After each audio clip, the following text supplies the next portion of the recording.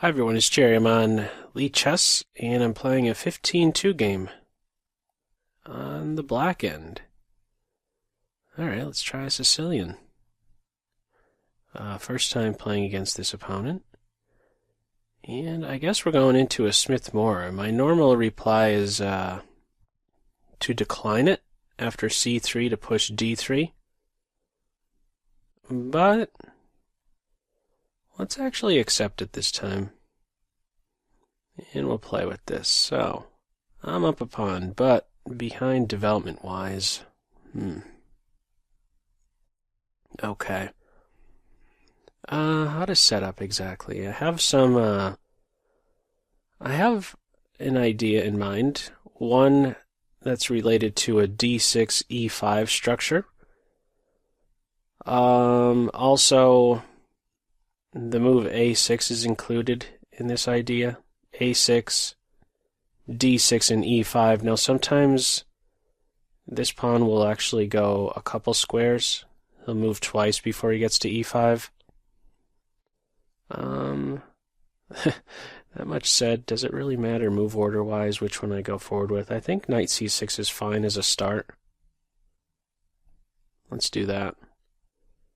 This a6 move that I'm referring to is aimed at stopping a knight jump into this square, b5. And yeah, I'm going to try and get away with maybe getting in e5 in one move. Don't know if I'll be able to manage that, but that's what I'm going to aim for. So that said, I think I could go with first d6. One idea might be to play bishop g4, and with the pawn on e5, have this idea in mind of playing knight to d4. I think I need to be a little bit cautious here, because if I play this right away, knight to g5 could hurt me. So I think this is one of the reasons why you're not able to really get this move in one shot. He kind of has to take a pit stop on this e6 square to blunt this diagonal. So I'm guessing e6 here. On knight f6, I believe e5 hits.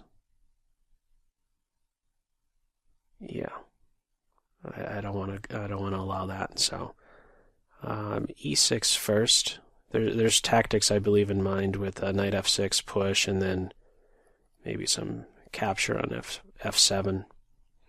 So I think e6 here. Yeah, I think e6 right here. Let's do e6. This e5 move, I believe I can play for when or if the bishop plays to f4, pinpointing d6. I could then play e5 and it will hit with tempo. Let's see. I'm wondering about still this a6 move right now, or still a little bit more development with bishop e7. I don't believe that this is a threat just yet. I like bishop e7. It just keeps a close eye over this knight g5 idea. These are all pretty standard moves on the white end. They've been here before. Yeah. So I wonder about a6 now. a6, knight f6. Rook d1 is hitting soon.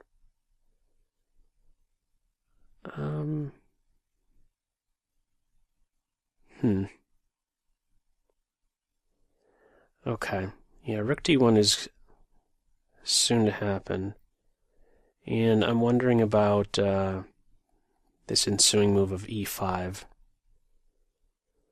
Trying to take advantage of the file on the pin on the d file. a6, let's say a6, rook d1, and then e5. I'm not so sure about that. Actually, how about let's go with knight f6 here. If knight f6, rook d1, then I could play this move.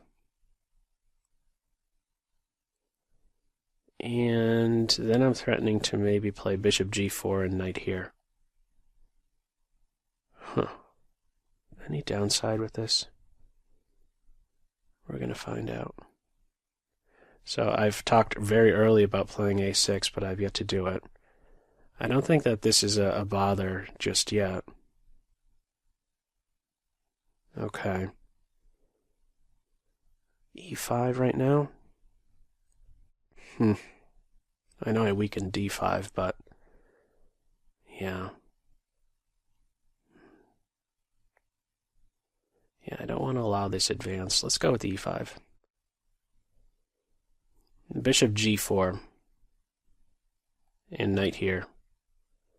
So this is certainly a glaring weakness. I have a backward d6 pawn, but I do have an extra pawn. So let's see what white does here. This is, I guess, their first think. These are all pretty standard deployments on the white end, playing the Smith-Morra Gambit. And yeah, I'm certainly taking this one as a learning experience. As mentioned, I normally decline the Gambit and push d3, but figured why not mix it up a little bit. So bishop g5, this might be one idea to remove, let's say, the defender of d5 and then drop him in here, or h3. I'm expecting one of those two moves. I don't think knight b5 is really a bother. I give him a kick, and after a capture, bishop takes. There's not really a way to take advantage of this pin, as far as I could tell. Yeah, I'm thinking bishop g5 or h3. If h3, maybe I play h6. And not even allow this idea to remove the knight. Or I could also just castle. If I'm prevented from playing bishop g4, I guess my bishop's going to play to e6. Doesn't have very many options. Yeah, I mean, there's an ensuing quite natural move after the bishop moves of rook c1 for white. And they certainly have a lot of play, you know? Got all their pieces active. They're down a pawn, but they have really good pieces. And a post here on d5. But I'm still clinging to that extra pawn. That's what I have in my back pocket. It's not a completely healthy one. Yeah, I mean, the extra pawn that I have is really the d pawn, and he's not too pretty to look at. You know, he's backward, and yeah, this d5 square is another thing. All right, so bishop e3 was decided on, I guess.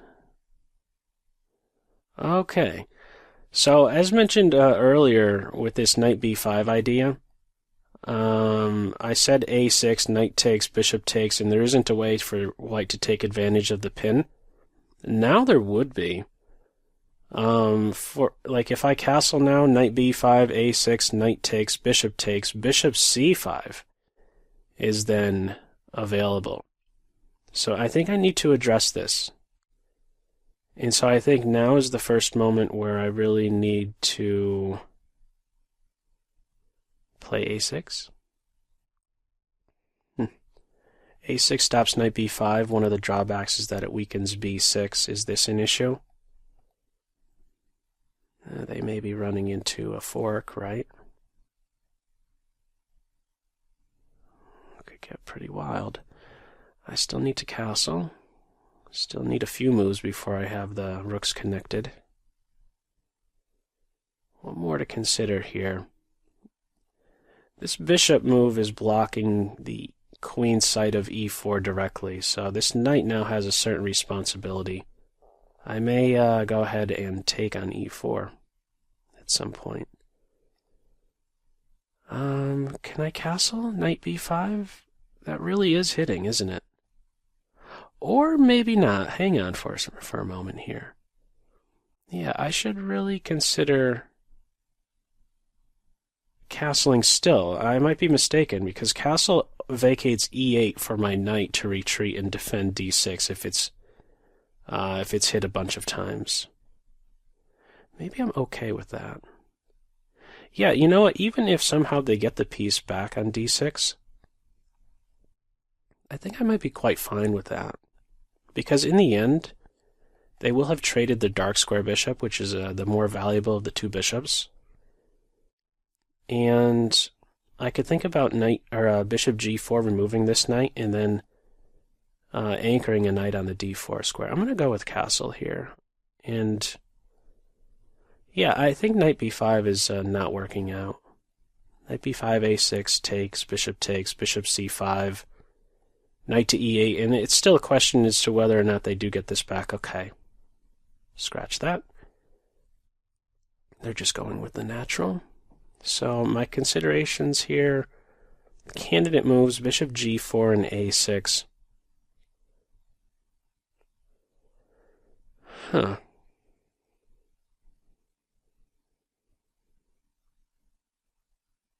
Okay.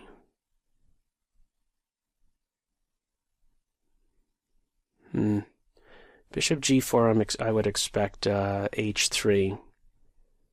Do I really maintain the pin and drop back? That's got to be pretty uncomfortable. Bishop g4, h3, bishop back g4, bishop here. Exerting pressure here. Maybe I could even sacrifice on g4. If I don't play bishop g4 now, maybe h3 and then... Yeah, this move, I don't know if I'm such a fan of it. Bishop takes, pawn takes, queen here stuff. Let's play active. Let's throw them in a pin. They should probably put an immediate question to my bishop. And I don't know if I'm going in the wrong direction with my bishop like this, if it does get kicked around. But I still am up a pawn. Would they really want to weaken their king side like this? We're going to find out. I think this is at least a start. Give him a kick, on the white end. Kind of learn a little bit more about the bishop with h3. It's a useful move for flight square reason. And, am I going to take? I'm definitely not going to take. I don't think, at least. Yeah, I'd be considering bishop h5, and then at least there's no returning, in this direction to remedy any light squares. Yeah, I don't think the idea, if I'm playing on the white end here, I wouldn't be wondering, oh, if h3, will the bishop play back here? No, because this is certainly a useful move. So I'm playing bishop g4 with the idea to be a pest and maintain this pin. I think they may have to. They may need to play g4, as otherwise this is a bit too annoying a pin. I don't know. Follow-up moves for me: rook to g8, maybe then a6 and b5. I guess I'm able to do without this a6 move. Suppose knight d5, I think I could take on e4.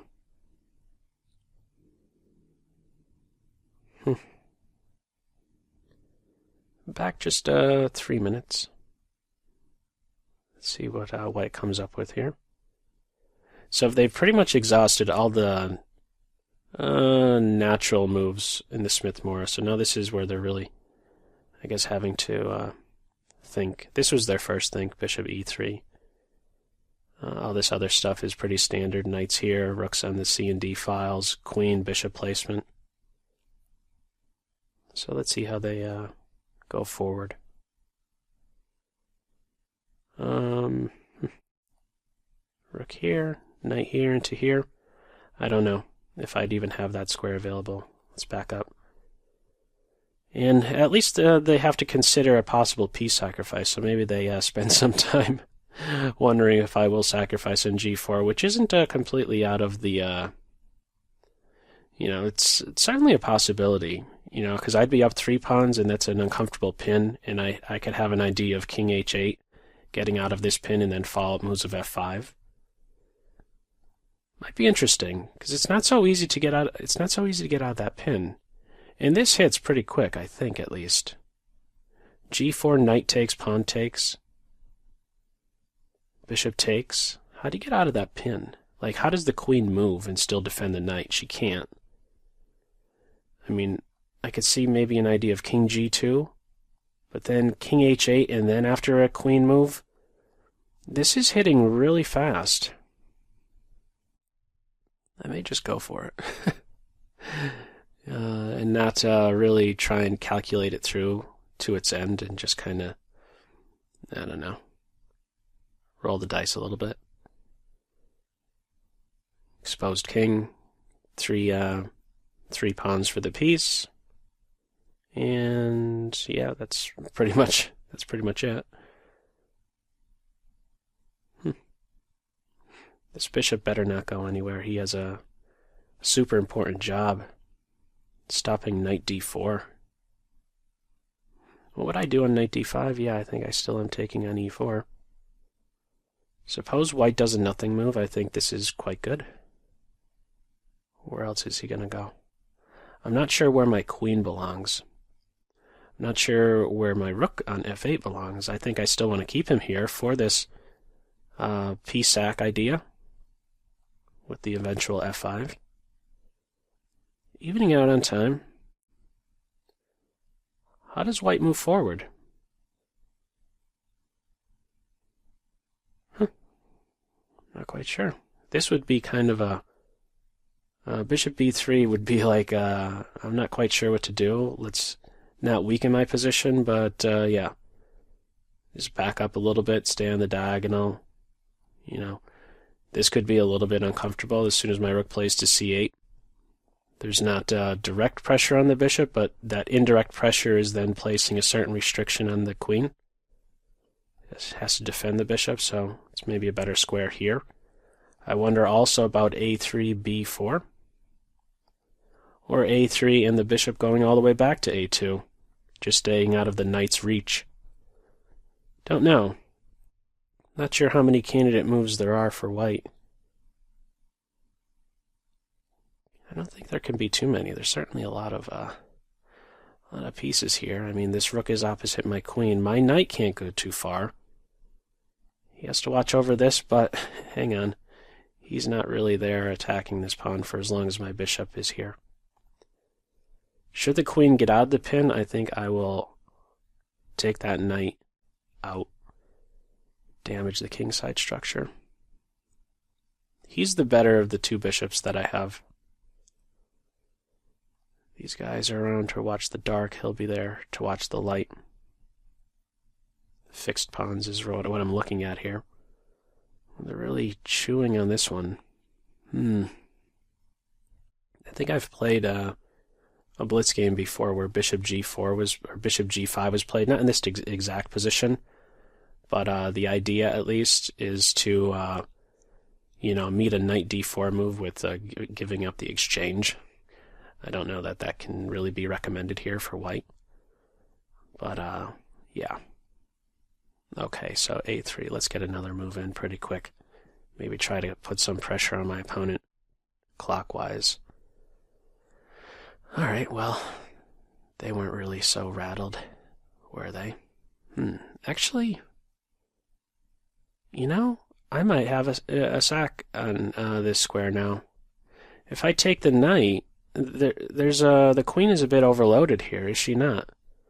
Bishop takes knight and then knight takes here is discovered attack against the bishop. This might have been too fast. Might be a mistake. I still am up a pawn.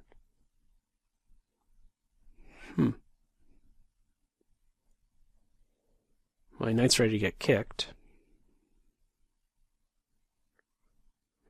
Let's see.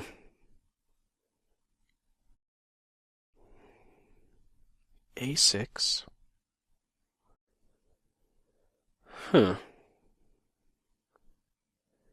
I think I should take advantage of this opportunity to take on f3. I think they'll have to take with their g-pawn.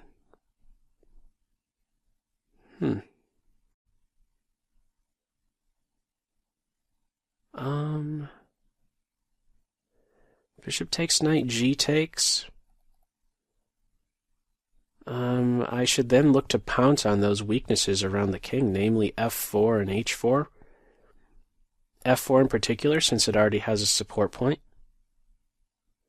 So bishop takes, pawn takes, knight h5, knight d5. I could then think about bishop g5, welcoming a dark square bishop exchange. That would be beautiful if that happened. I think if such a case comes about, white would do well to maintain the bishop here, just so that it could always be in a position to take out a knight for when it arrives on f4. Although there is a knight here that would be defending that square. Let's say bishop takes, pawn takes, knight here, and then b4. Maybe I give the pieces back, or some material back, just to get rid of this super valuable dark square bishop. Bishop takes, pawn takes. I think, yeah, I'll definitely have something to work with there. Would they keep the structure as is and allow me to snatch another pawn? Although, I mean, it's not really winning a pawn. Bishop takes knight, queen takes, knight takes pawn, bishop takes f5. Rook takes, pawn takes knight, and then I would actually have a knight move with the discovery against the queen.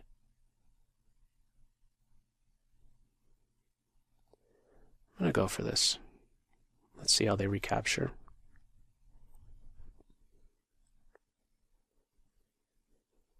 Yeah, let's see what they do. I'm still up a pawn. I still have a pawn. That's what I'm holding on to. So let's see what they do. If pawn takes, I think I'll play knight h5 really quick. I don't think it's worthwhile to do this stuff. I should look to take advantage of the weaknesses. And the weaknesses are f3, f4. With this one pawn capture, it's just these four squares. Not just these four squares, but yeah, four squares are really in rough shape because of this one capture. He's here directly defending these two, but he has the potential to defend these two. After the capture, 4 holes on the white king side. Yeah. So queen takes, I'm going to take on b4. Pretty even on time. We'll see where the mistakes are, how we can improve afterwards with Stockfish. It's a thinker. Damage the kingside structure, or keep the kingside structure and allow me to grab another pawn. Alright, let's go in this direction. Right now. Gotta focus on these squares. Don't have to, but I think it's what the position calls for. So maybe they get their king to the H file. Knight d5, bishop here. I could even, once my bishop has moved from e7, I could think about challenging the knight with knight e7. I'd really like to have the dark square bishops just vanish. And then this would be just a tremendous square for a knight. Also, you know what, I'm just seeing ideas of maybe this, and on bishop takes some in-betweener. Okay, scratch that. Okay, let's go here right now. Yes, absolutely. On f4 I could take here. Yeah. So I'm thinking the king goes somewhere. King h2 seems maybe better, just defending h3, but then again, maybe this move happens with check at some stage.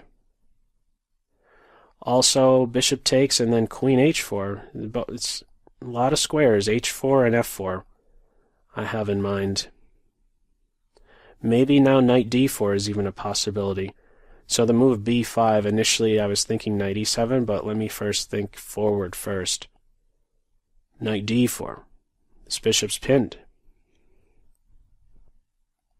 And even, let's say on b5, knight here, bishop takes, maybe I just take with the pawn.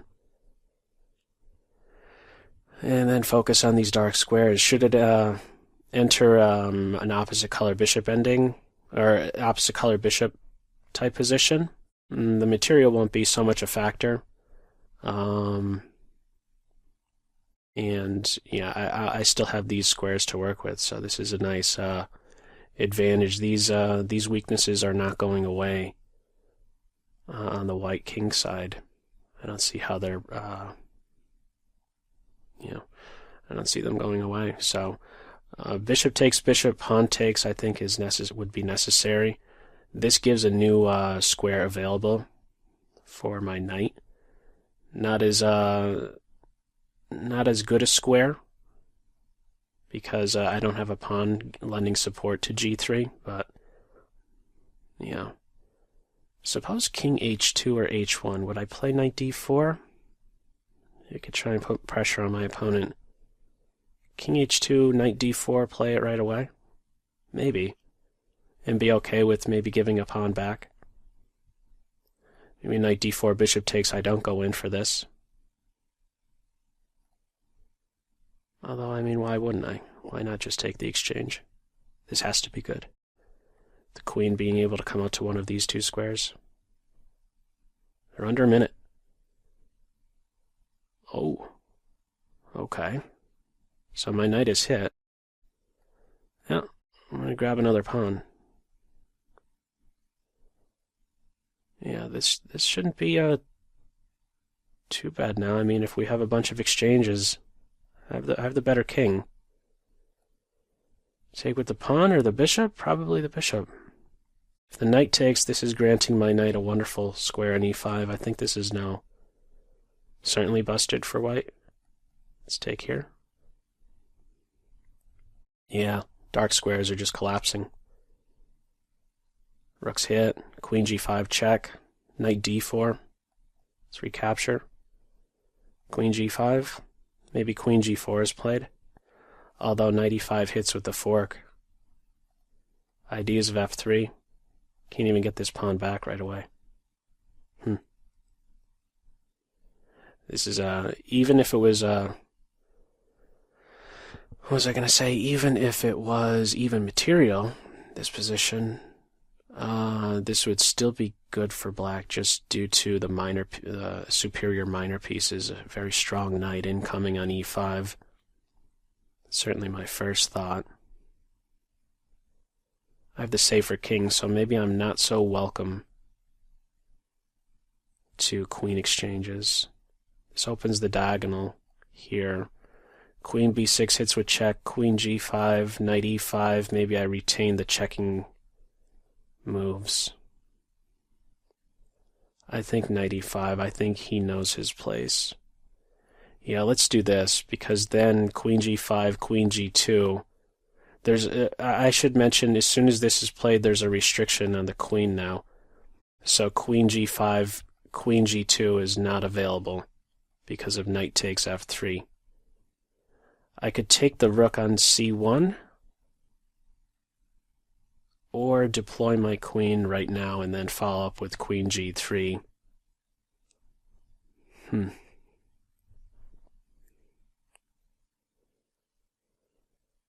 Let's see. 1, 2, 3, 4, 5, 6, 7. I'm up 2 pawns. I just want to be as clean as possible with this one. I just really want to make it simple. I don't see how I could get a rook into the attack against the white king.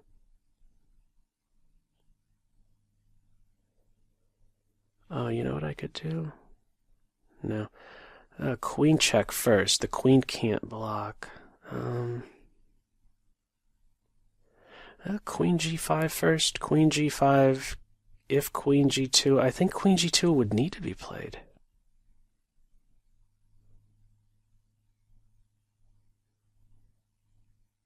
I don't want to give this pawn up. Maybe rook takes rook and then b5. It'd be crazy to take that pawn. They'd certainly have something in this direction.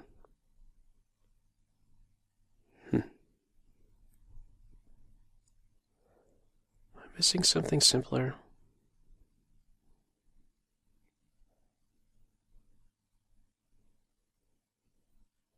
Rook takes. No, I don't want to take. I don't want to allow the rook to get activity here.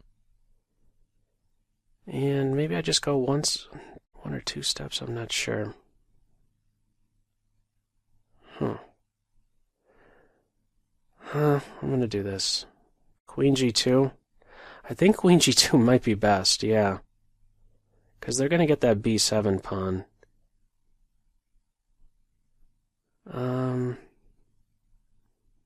Knight takes pawn, king f2, forcing a queen trade.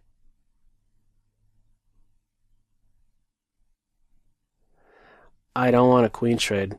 I do not want a queen trade. I'm going to still look to get this pawn, but I want to keep the queens on the board. Okay. Now I'm going to save this pawn. Yeah. And have this support point in mind. Rook G1 looking for mate here. Caveman style. Play G6. Super aggressive and defensive. So Queen H4. Okay, they're definitely crawling up into a ball now. In fact, I have this move, and that'll be GG. Yeah, that's going to do the trick. Could take here and then play Knight D3. Just a super strong knight. Yeah. Time up. No, they resigned.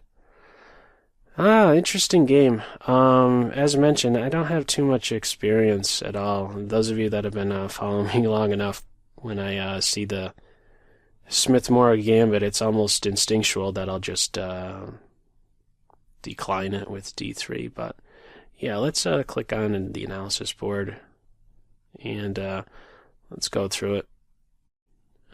See where there are some improvements here. So, accepted. Where are there some shifts?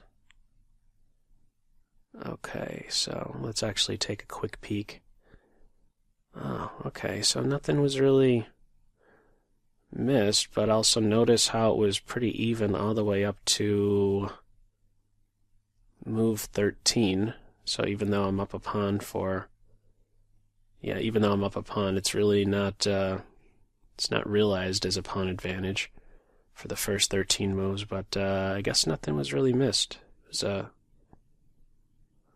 was, favorable for black. It started to go from that point on, but let's see. Yeah, during the game I was pointing out if knight f6 was played, maybe e5 hits. It's not quite there. Well, yeah, I mean, it's still calling for e5 right now. But it's, there's this e5 move, just to point out a quick trap. If d6, bishop here, knight f6, now e5 is a really strong idea. With the knight not on c6 defending the queen, this e5 move is available. Because if pawn takes, seeing the evaluation go bonkers, there's the deflection of the queen. And she's gone. But, yeah, a bit of a different story, of course, when the knight is on c6. So I played that here on move 4. d6, e6. Bishop e7, yeah, I like this idea of first playing bishop e7 prior to knight here. Just so that this idea of e5, if it is played, it isn't with the fork. You know, if e5 is ever played now, I have an additional option of playing d5 if I want to. But yeah, bishop e7 first. Pretty evenish. Did it like bishop e3? Oops. Bishop e3. Now it popped up for a moment h3. Now it is going to this bishop e3 move. Okay. I think it also popped up as a a3 for a second there. Castles, Rxc1, h6, huh? h6, a6, play bishop there. Okay. Alright, yeah, let's actually look a little bit at this, because I was talking a bit about maybe capturing Oh, it's not really a big fan of that. Knight here. This was my idea. Oh, maybe there is. This is, okay, a half pawn advantage for white. But yeah, this has to be pretty tricky.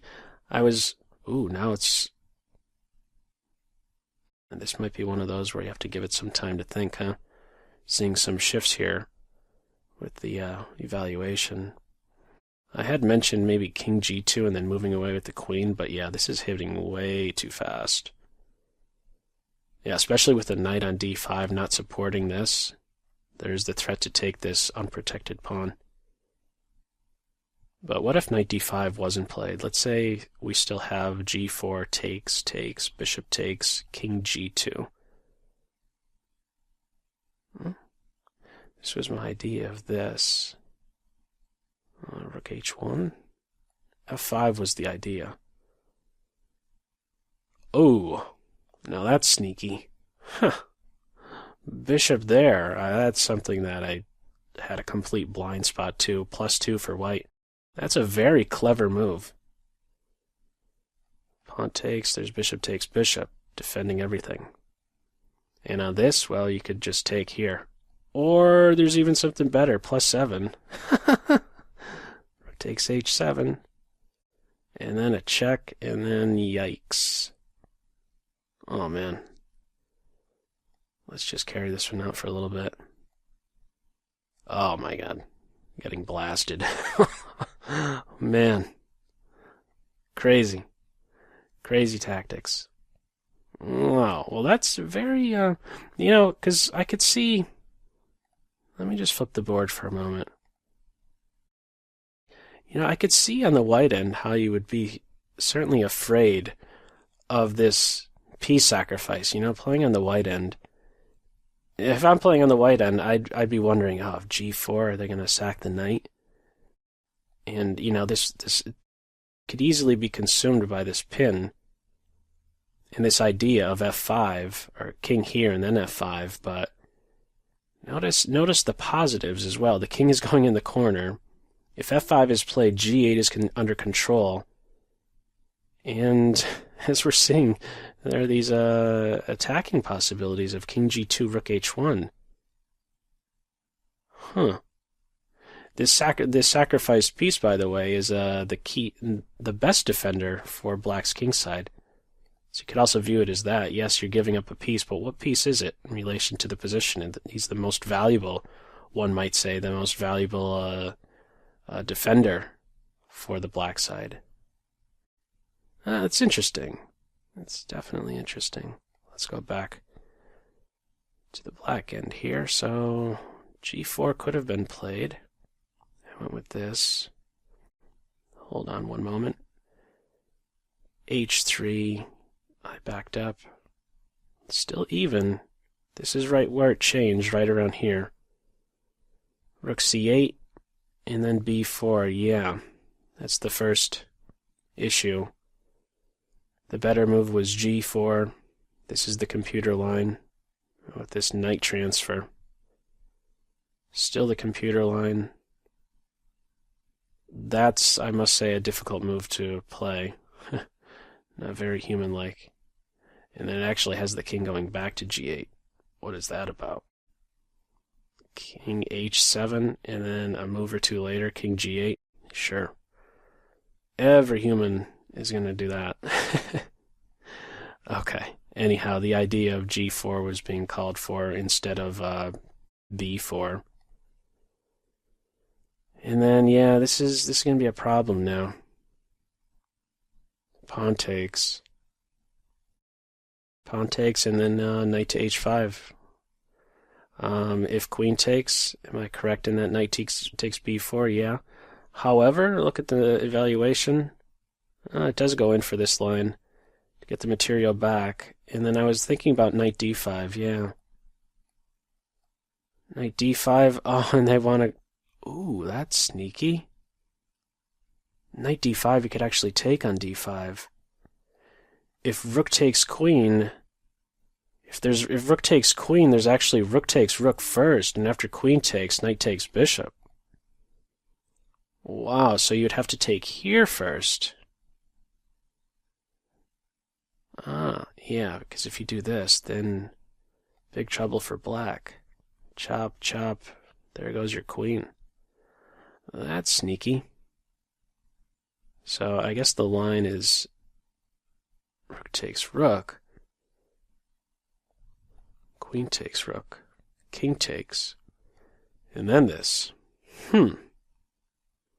Interesting. It's a evaluation of 0. Wow. Well, this is a super strong knight. Can't kick him out of there anytime soon. Bishop G5. Rook check. King here. What an interesting imbalance. I actually like white here. Yeah, I like white here with this coordination. You know, even taking this pawn, is anything wrong with that? No. I mean, with this right here, notice the coordination. Just, everything is strung together. Knight's defending the pawn. You got this rook, he's the only undefended piece, but there's exactly what you would want in this type of an unbalanced position for the white side, which is, white has the coordination. Exactly what you need when you're playing without your queen. Wow. That would have been interesting. Okay. We didn't have queen takes bishop. Pawn takes, and now this is where it's starting to be quite significant. Pawn advantage. Bishop G5. And then F4, so this is +2. This is tough now. I was thinking something like this with throwing a rook on the G file. But, yep, knight D4 is in there. It's too much. The dark squares D4, F4, H4. Yeah, too much to deal with, I guess, huh? Bishop takes, queen here. Avoiding the queen exchange. Wow. Yeah, it's tough. I guess as white, you really needed to see these ideas of, a sacrifice or discovered attack against the bishop, but then a sacrifice here. And should knight D5 be played, you have this idea of sacking the queen. Tough to spot, but an interesting imbalance that would have been. Going in this direction, how it was played in the game, having a poor kingside structure. Again, these are weaknesses. These are problems that just won't go away.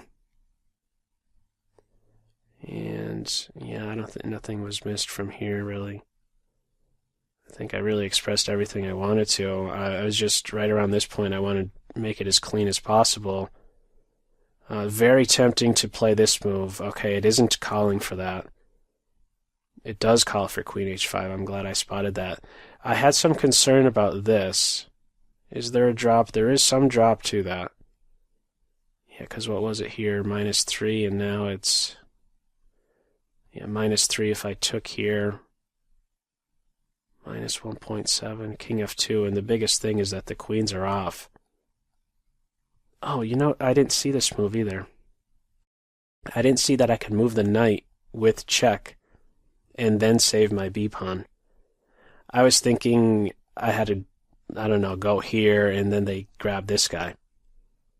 I mean, it's still better for black, but not as easily realized. This advantage not so easily turned into a full point with this variation. Yeah, certainly just wanted to keep the queens on. The safer king. That's the main reason I'm using there. King f2, and yeah, it's just a big problem now. Yeah, I could have taken right here one move sooner. What did I do? Oh, I played b5. I could have taken here one move sooner with the knight d3 idea. Okay, it doesn't go away, but yeah, I should have seen that right away. Knight d3, I defended once, and then finally it hit. Okay, yeah, interesting with the Smith-Morra Gambit. Are you a fan of the Smith-Morra Gambit? You play it yourself? As mentioned, one of the first times I'm really accepting it, and learned some things from this one, and maybe you did as well. So as usual, feel free to leave any feedback in the comments section below to this video, and as usual, I hope you got something out of it. That's all for now. Take care. Bye.